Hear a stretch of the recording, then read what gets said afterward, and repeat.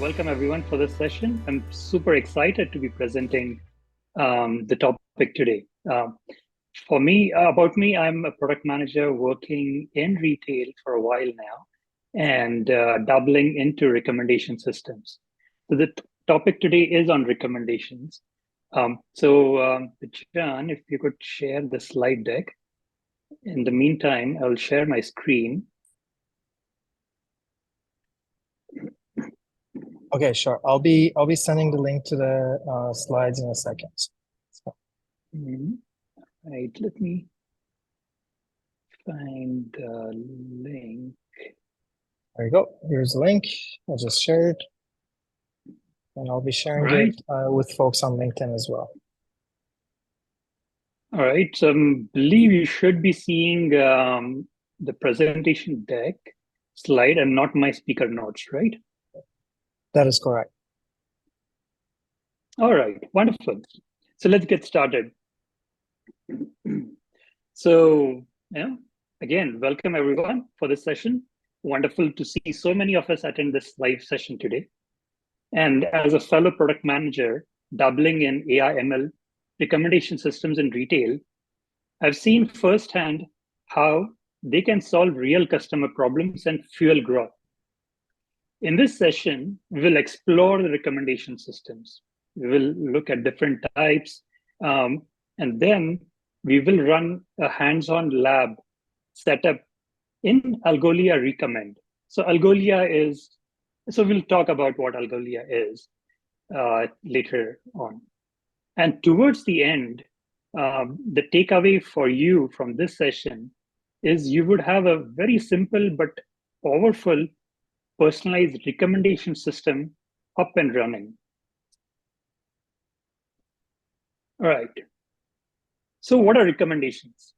Imagine walking into a store with endless items.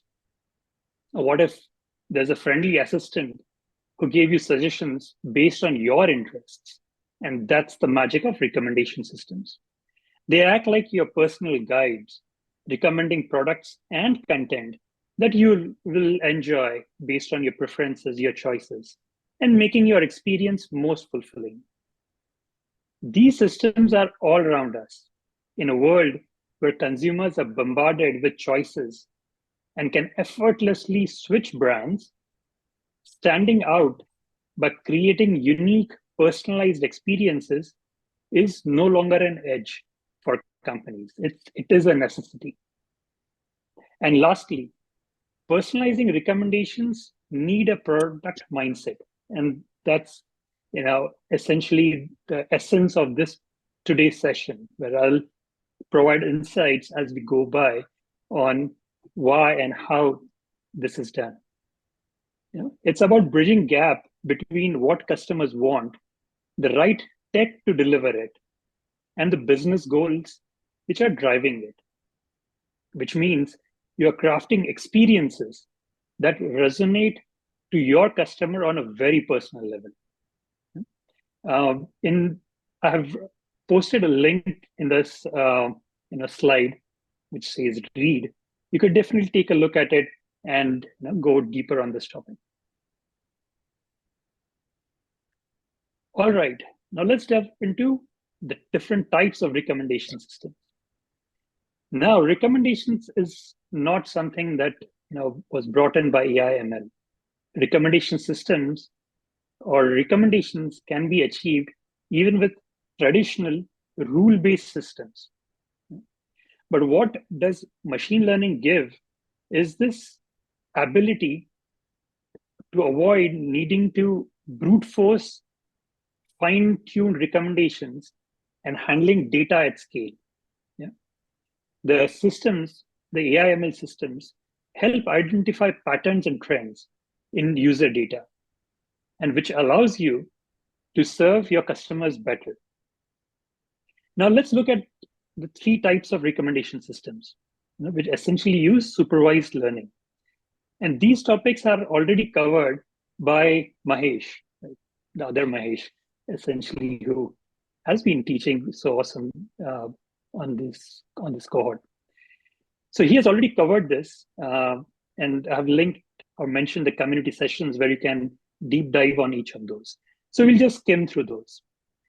First is the content-based filtering, where recommendations are based on the user's interactions, like purchases or intentional clicks that they are making.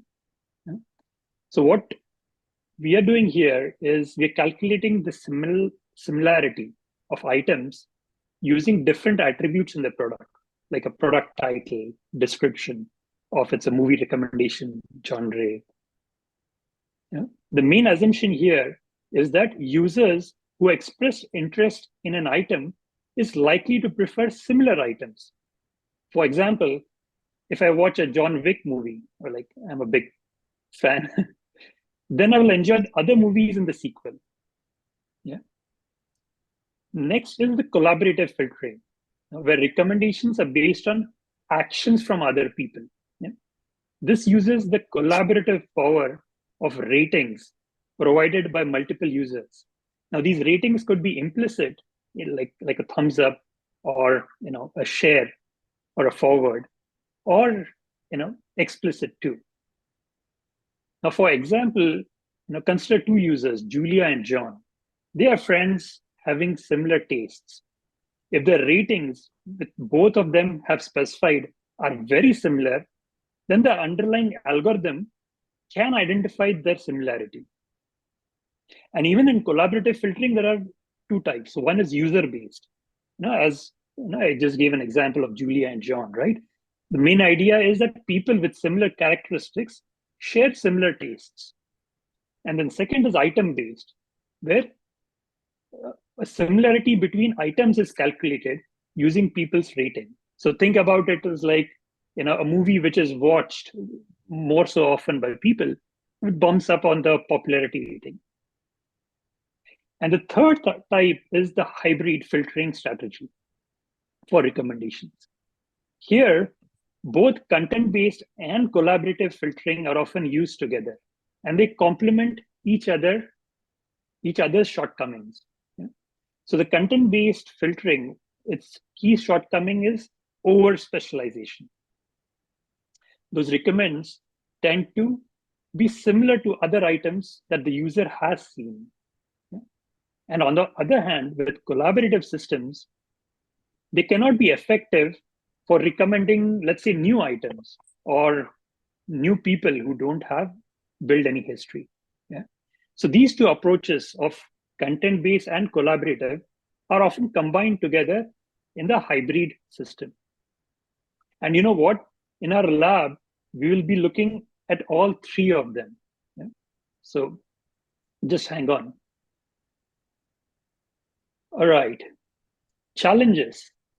As product managers, I think this is one thing that we need to really be looking at, and essentially this is where your product sense will have to be utilized.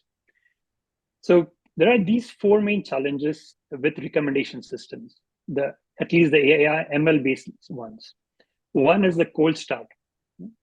And this is especially true for the collaborative filtering technique. What's the problem here? Recommendation engines struggle when they lack data. New users, there's no browsing history or purchases. What are you going to recommend? Or new items, no ratings or feedback from those users. How do you judge their appeal? So that's the first problem. Second is sparsity. Data sparsity. Now, e-commerce users rarely interact with each and every action on your site, like carts, adding to cart, purchases. This lack of data, which is data sparsity, makes it hard for recommendation engines to group similar users where most ratings are missing, leaving empty spaces. So that's data sparsity. Now, third one, bias and fairness. I think this is something that we are pretty well in the knowing for AI ML based systems. When the algorithms are biased, they may favor certain groups over others, limiting their access to opportunities or information.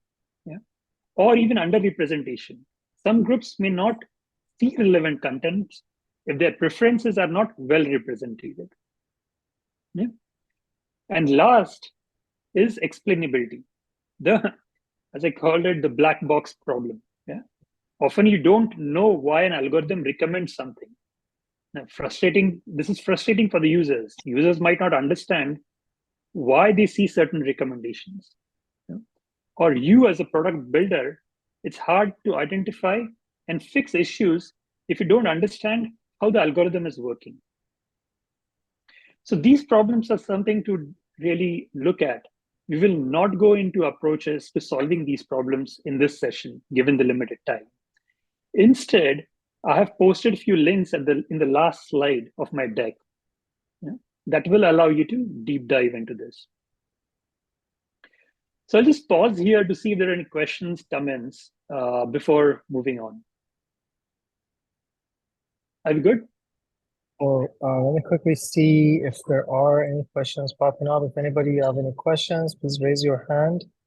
I don't see any questions. Somebody just actually, can you give more examples of biased algorithm? That's a great question, actually. Yeah. So in terms of biased algorithm, there's this one example which came through about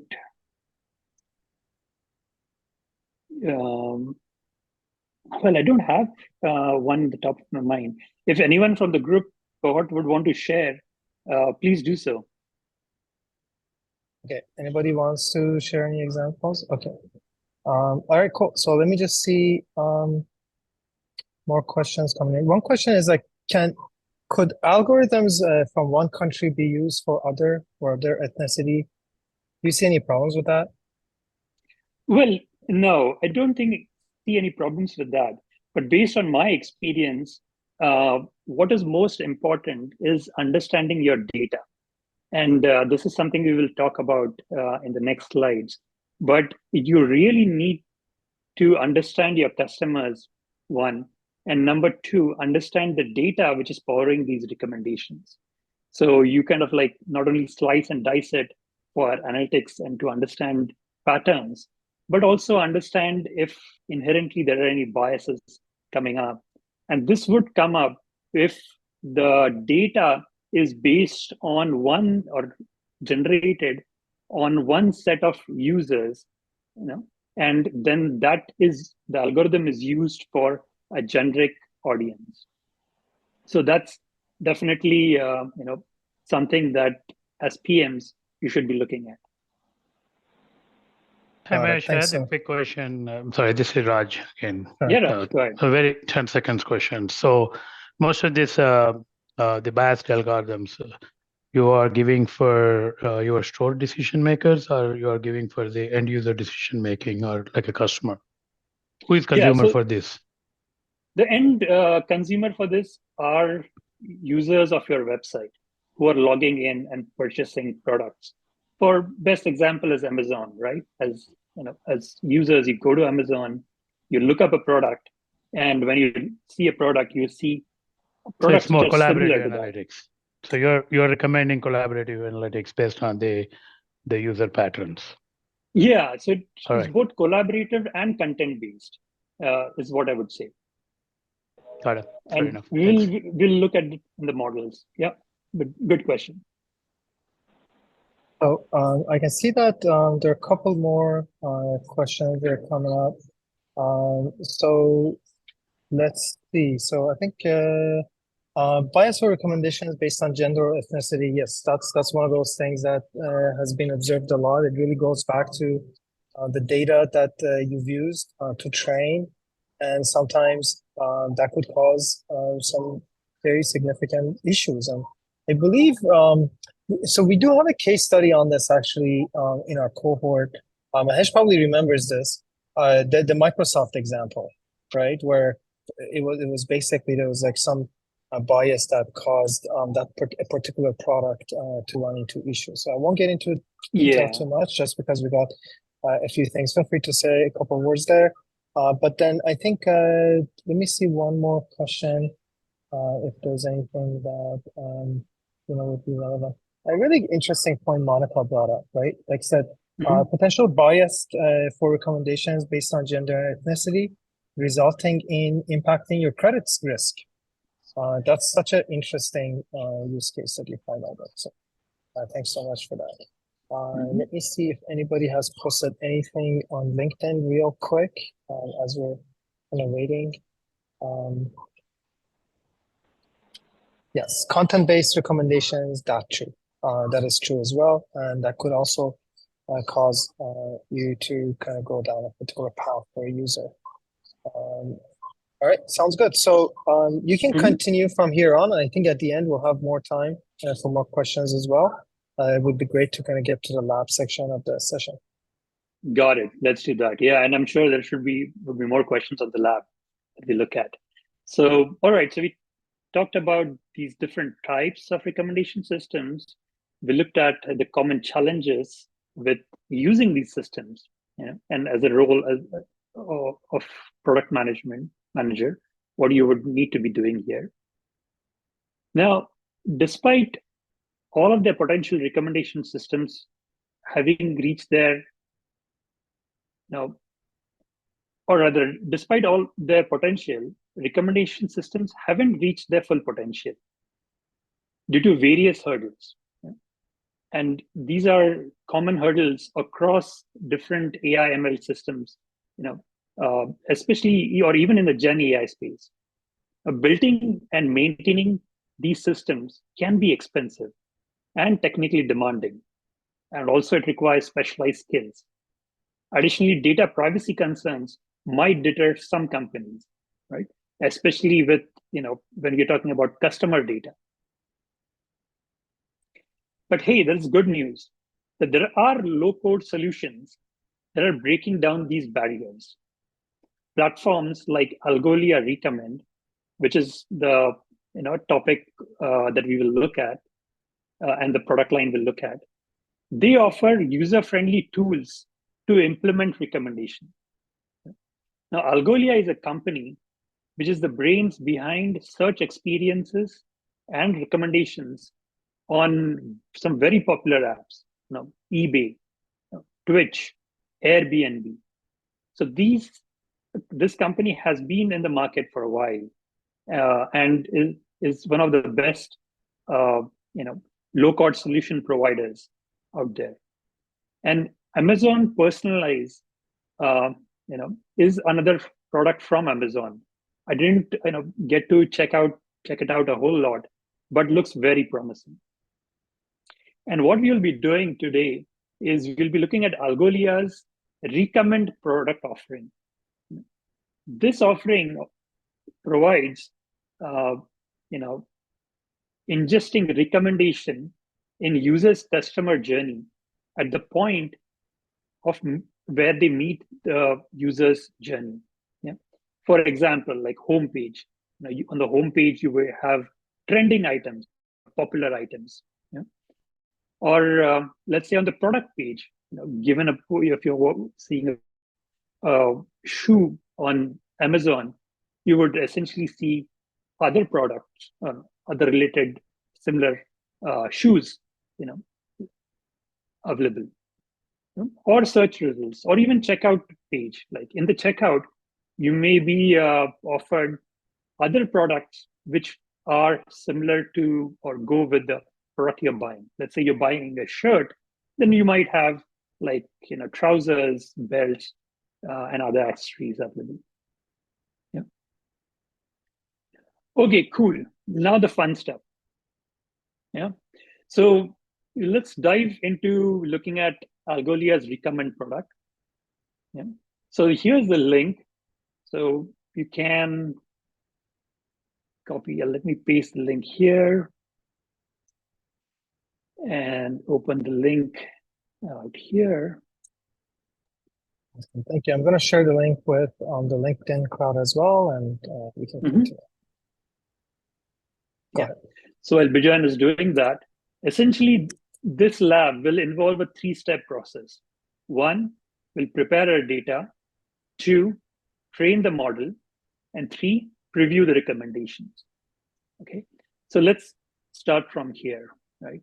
On this page, you essentially would click on get started for free to get you onto this registration page. Essentially, you basically register and sign up.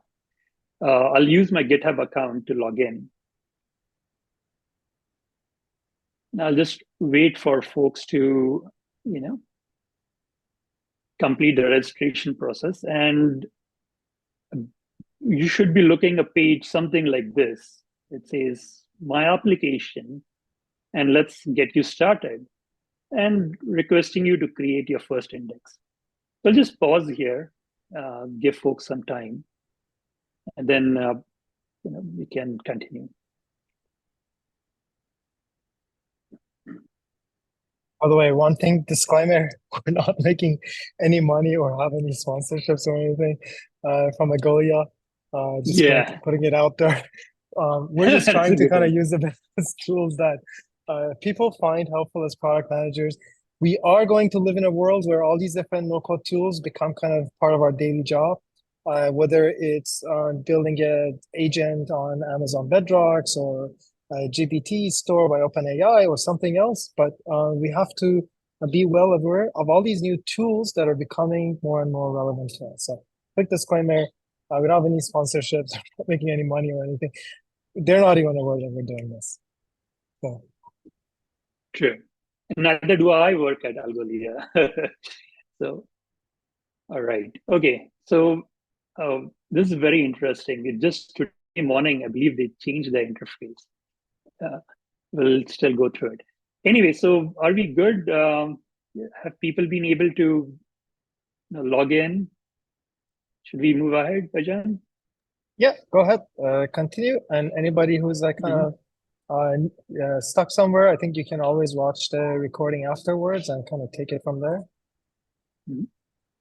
Cool. All right. So essentially, you will be asked to create an index. So you just provide a name, foobar, any company name, say create index, and then just the interface has changed. I'm kind of like going back and forth between these two. And when you say create index, it'll ask you to either import your records or use sample records. So what you should be using is a second option of using sample records. Yeah. So essentially, what we did is I selected a sample set which Algolia already provides. It's a record of movie, and essentially what they provide is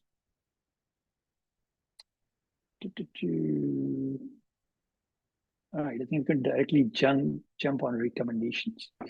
So one second, if I select that sample data set, it's asking me a drop-down box of e-commerce/media. So you choose either one of them.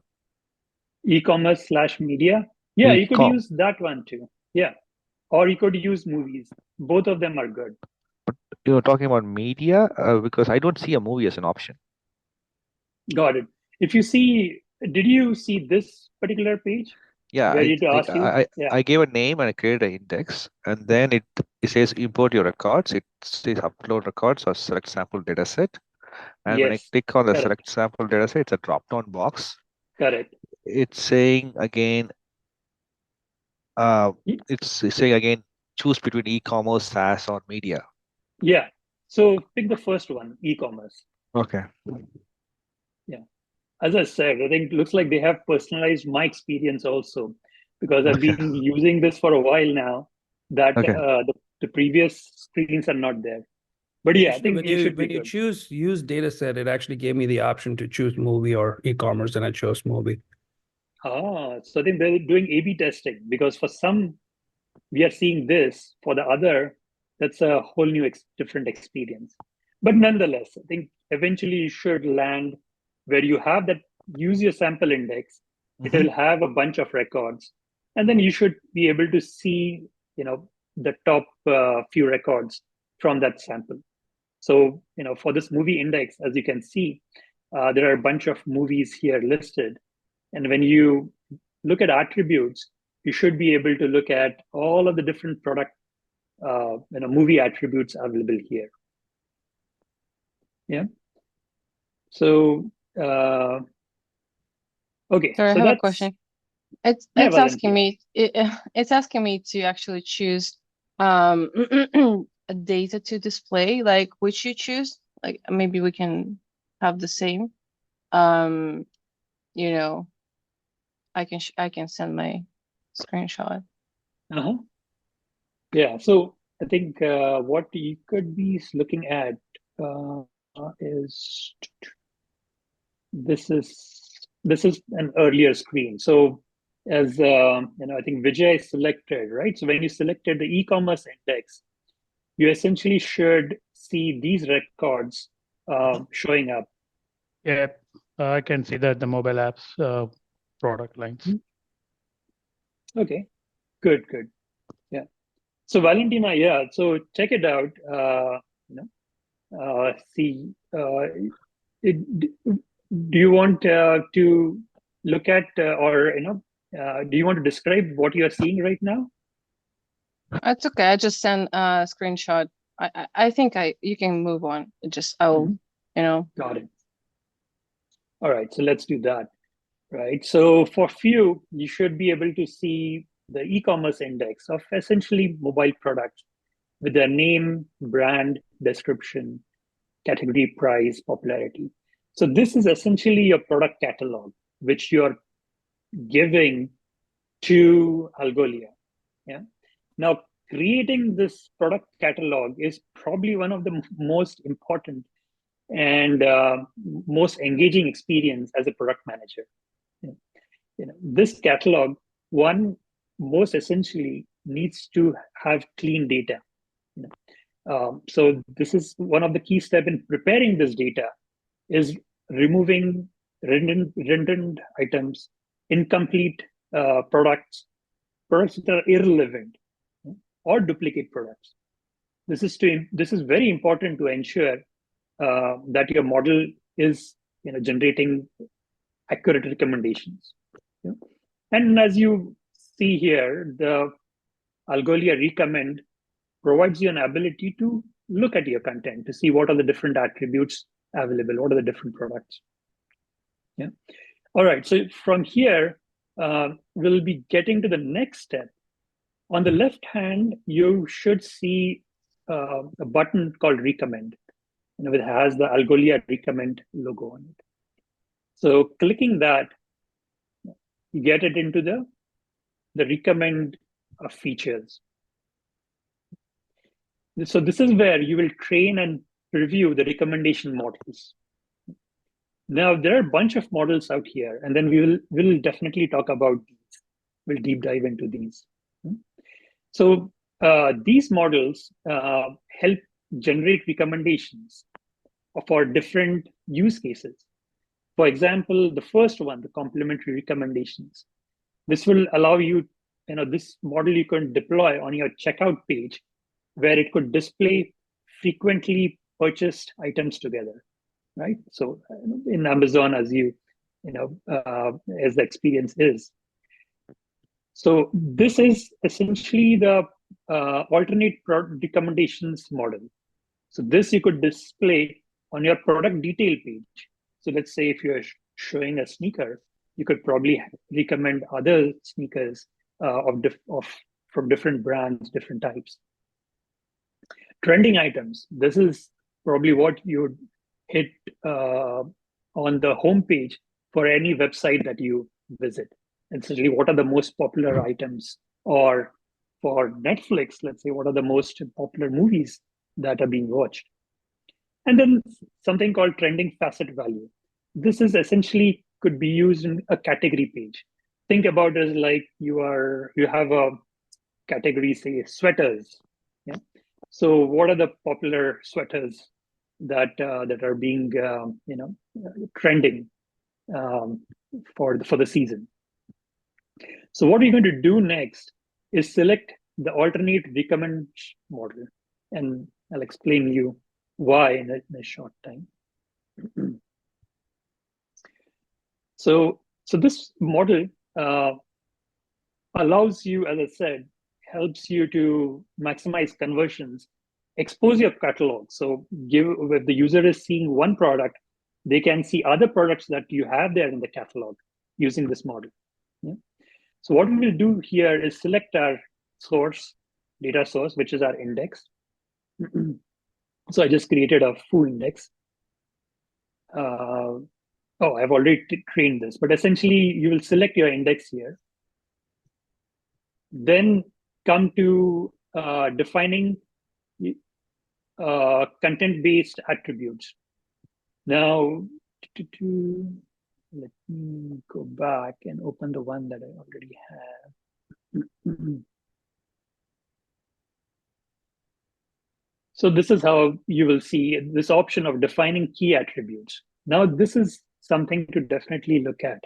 These attributes can help generate accurate recommendations. Now, the selection of key object attributes here is a very crucial function, as a AI/ML team. The attributes you choose can significantly impact the user experience and the effectiveness. So for this e-commerce site, the catalog of mobile devices, I have picked 3 attributes: name, description, and brand. So essentially what we are doing here is letting the model know that, hey, I want similarity to be built based on these product attributes. So let's say wherever the name is similar or the product description is similar. So these would provide an insight in terms of how the similarity function will identify which items are similar. Yeah. So once you do that, at the bottom,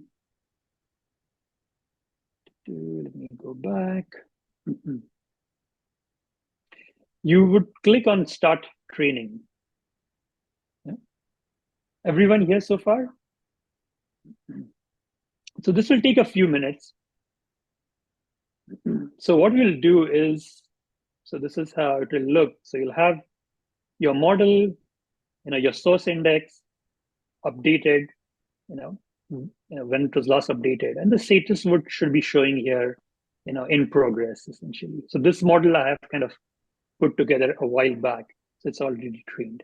But let's have your model kind of get fully baked. And meanwhile, let's go and explore these model types that we have here.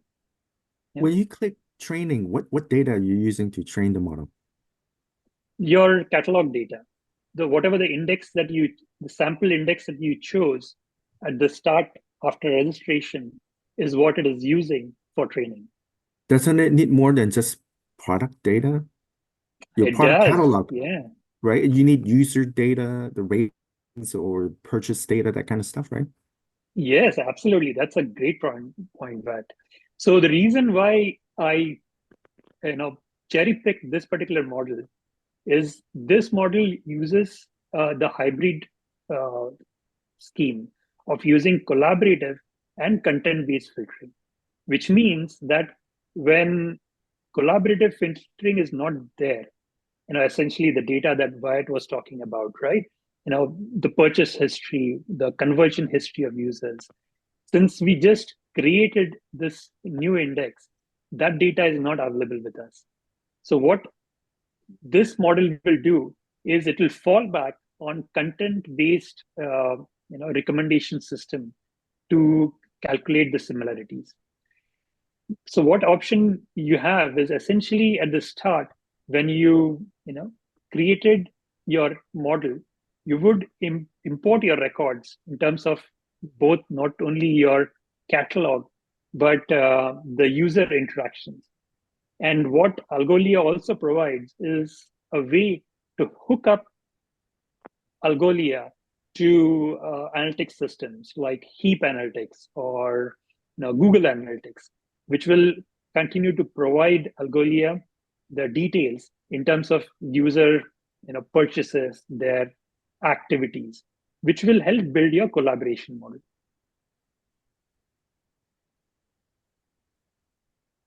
Right, we good? Does that answer your question? Yeah. So what you're saying is that you import additional user data, right? If you want to do collaborative filtering. Correct. Yes. Okay, got it. Yeah. So if you see here, step number 2 talks about send events using Insight API or by uploading your historic events. So Algolia allows you 2 ways. One is you could just upload a CSV file of user activities or plug in your analytics to the API, which will then start to stream the events data in real time, which provides for the collaborative experience. Okay, so while the model is still getting ready, let's kind of take a look at what these models are. Yeah. So each of these serve a different purpose. So let's look at the first one, which basically the first one is recommend frequently bought together. This model recommends items that are often purchased together by customers. Yeah? It's like when you go to a store and see products displayed together because people tend to buy them at the same time. So this frequently bought together feature that where you are deploying your model uses collaborative filtering to make these recommendations. This means like it looks at the behavior of many users to find patterns in their purchases. Yeah. For example, if a lot of people buy a phone case, when they purchase a new phone, this model will pick up on that and start recommending the phone case to anyone who buys a phone. Right? So let's say if you are buying a particular model on iPhone on Amazon, there's a likely chance that you might find a phone case recommended to you. And that is happening through the collaborating filtering technique, which this model uses. Yeah. So essentially, the model is trained on users' conversion events, right? So when we say, what are the users collaborating on is essentially the events, right? And what kind of events? A user clicking on an item in the search box to view its product page. So that's a high indication that the user has interest in seeing a product. Yeah. Another example is where a user adds the item to their shopping cart. So that's another example. So all of these conversion events are used for this filtering technique in order to recommend products. And yeah, so to train this model, we need at least 1,000 conversion events where 2 or more items were purchased together in the last 30 days. This ensures that the model has enough data to learn and make accurate recommendations. And that is that is one reason why if you go try this model now, you won't be able to do it because you essentially don't have the events data. So either you can curate one and upload at a CSV or hook it up to one of your APIs to train this. All right, so let's look at the next one, the related products. This is the one that we are kind of baking right now. So this model recommends items related to one another. Yeah, as you can see in the image here. These are great for product detail pages, where it helps to increase your catalog discovery. So this model employ or uses collaborative filtering and hybrid filtering both. So here what happens is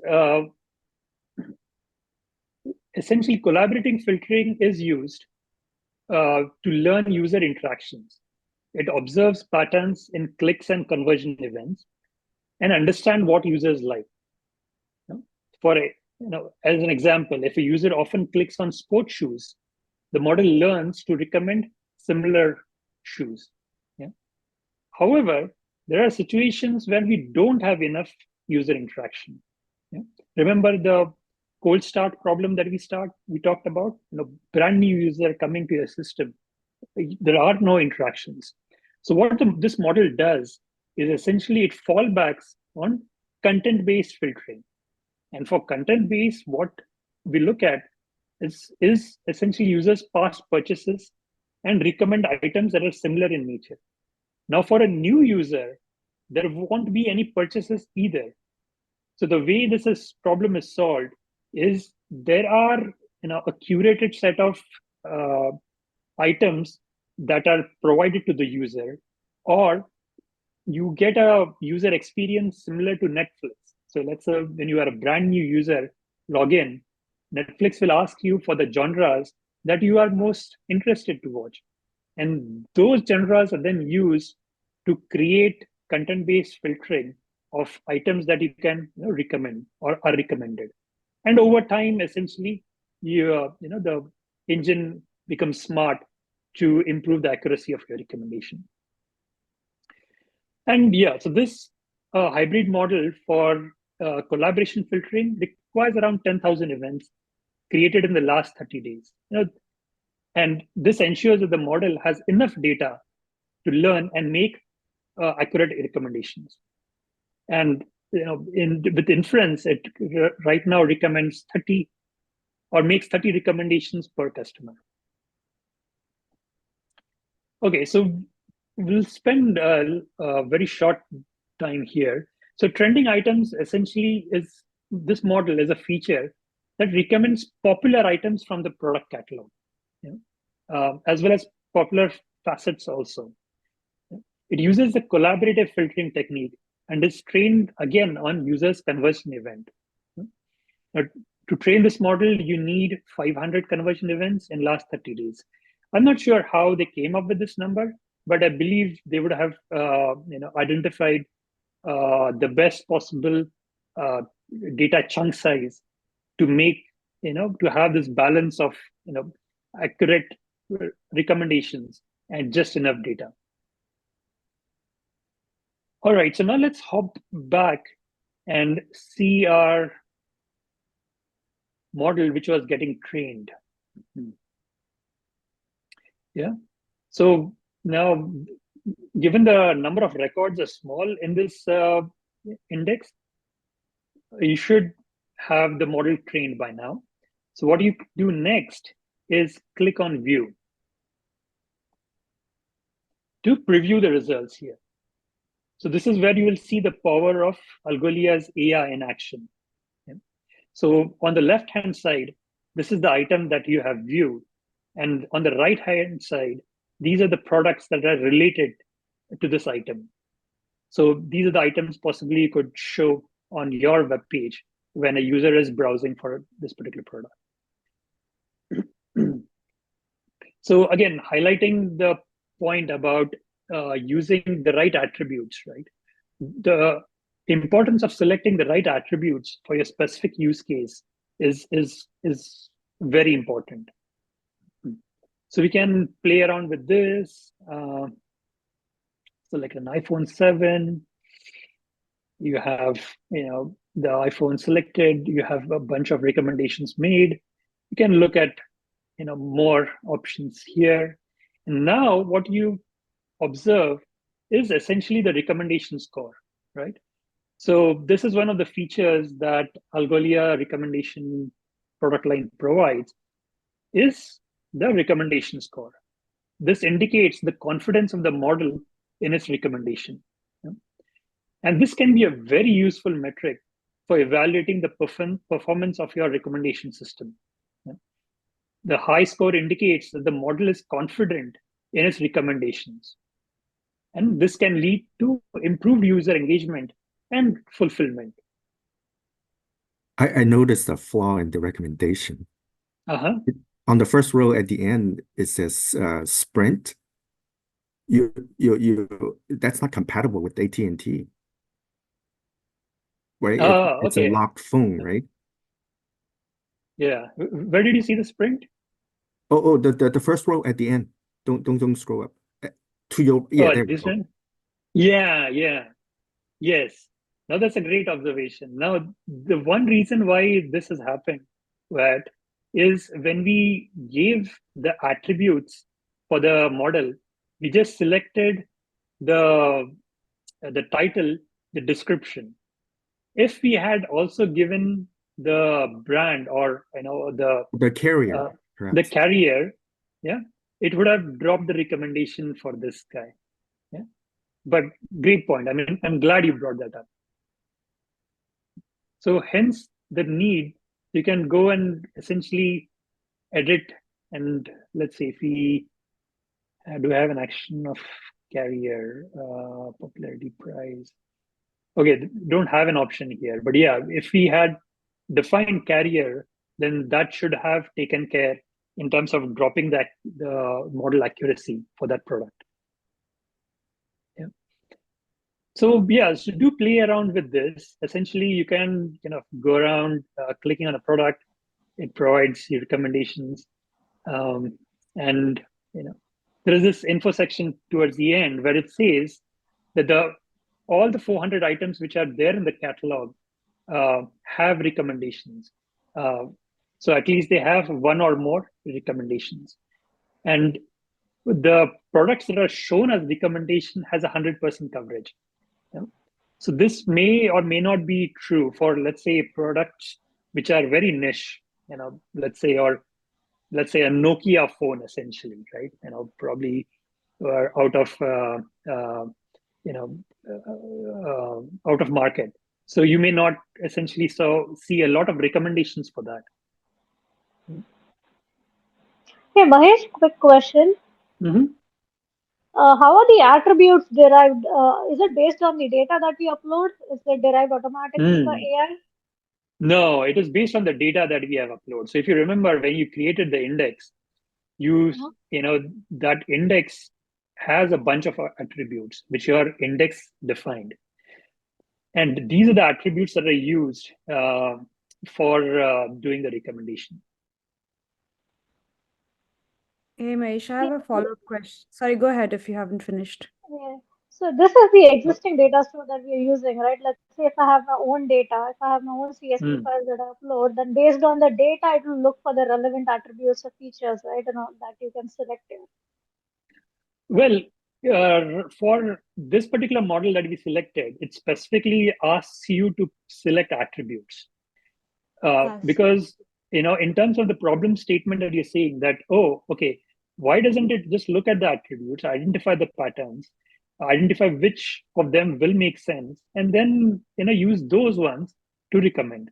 So what problem statement that you're talking about leans more in terms of the, neural network side of things, where the algorithm is intelligent enough to do these additional complex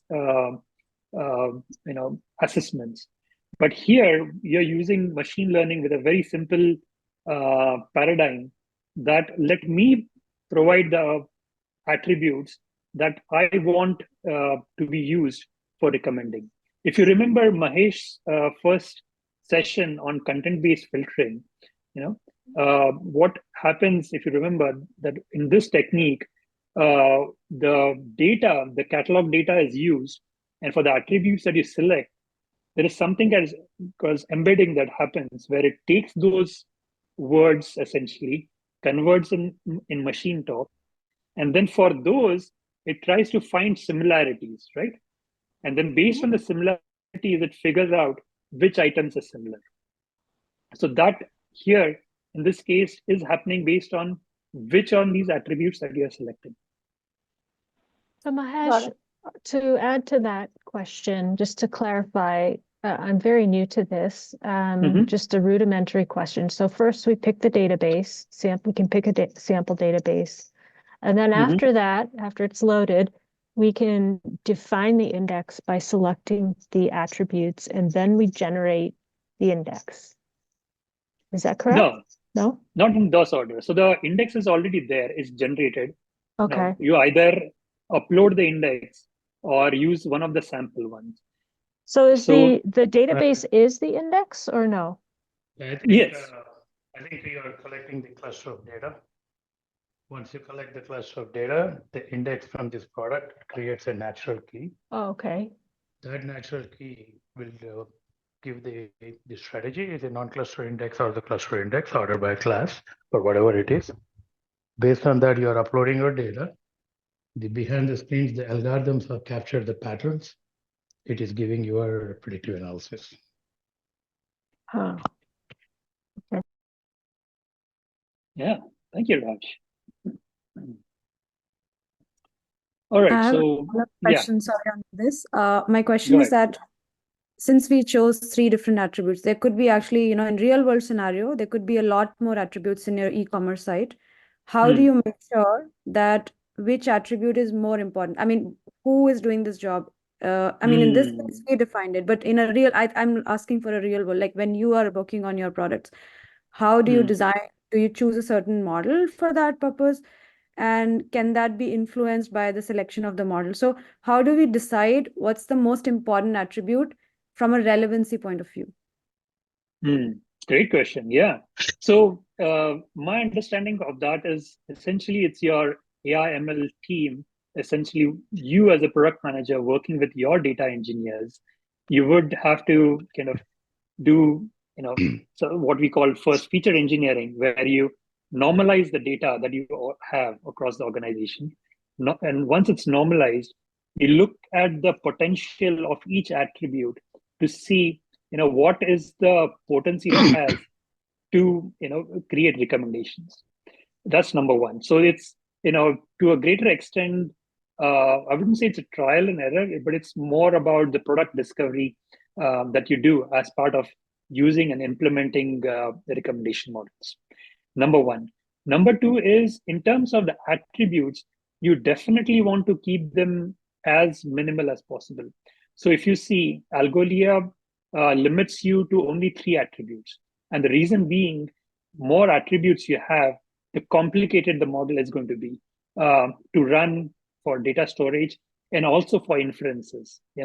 So in this particular case, the models are updating every 24 hours. But if you want something in a near real-time system, then having more attributes is would be counterproductive. Hopefully that helps answer the question. Yeah, thanks. Hi, Mahesh. I have a question actually. Just a quick note. We only have 3 minutes left.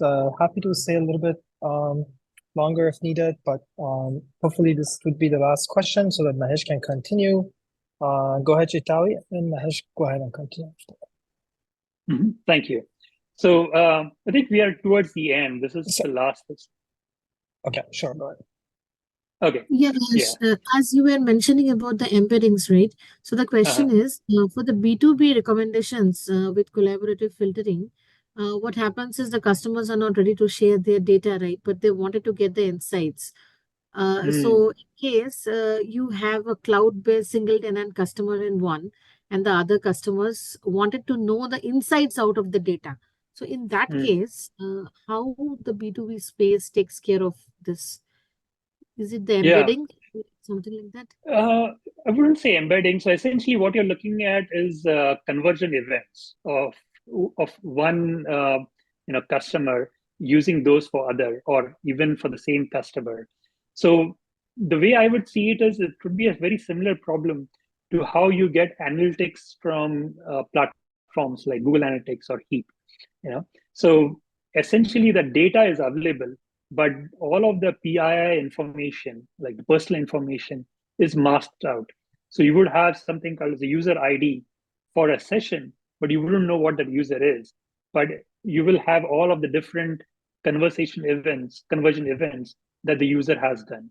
So by masking it in such a manner, you could potentially use those events for collaborative filtering. Now, when you talk about embedding, this is more a function of the content-based filtering. So that would be a separate problem statement. Okay. Thank you. Got it. All right. Yeah. So here on the last slide, oh, by the way, I will quickly show you there is another product that these guys have launched, which is looking similar. So looking similar is a very interesting model that they very recently launched, which finds related items there. So it finds related items based on images in your index. navigating through similar looking products can be a very great way of discovering new products which users may have not searched for. So yeah, so you could give this a try and definitely play around with this. And then if you are kind of like go a step further, you can import few user click events using the CSV and then play up with the other models too. And last but the least, these are some of the areas that you can go into. And one last thing that I want to leave you with is, while recommendations models have been there for a very long time, there is a lot of innovation happening around this. For example, Amazon just a few weeks back introduced Rufus, shopping assistant. This Amazon is broadly using this to incorporate generative AI in all of its products. I'll drop a link in the chat here, but essentially, this space is evolving using, multimodal recommendation systems, graph neural networks, and a lot of very exciting areas being used.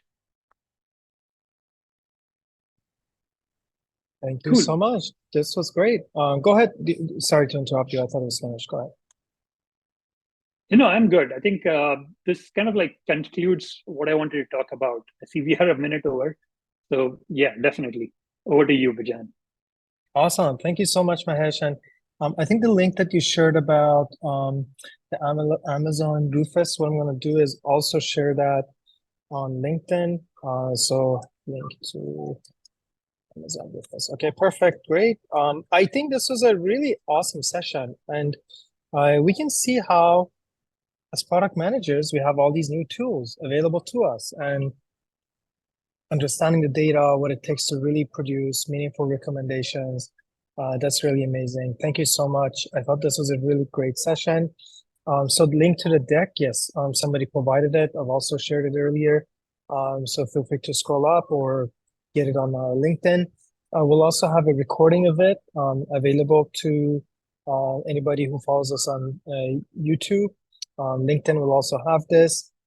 Thank you so much, Mahesh. I also want to one more time welcome the great people at our cohort 5 that have just joined our program. We look forward to having you all in the program. This is very exciting, and looking forward to going through this journey together. So thank you so much again. I'll be reaching out to some of the cohort members that we just went through the class today shortly, so you'll expect to hear from me briefly.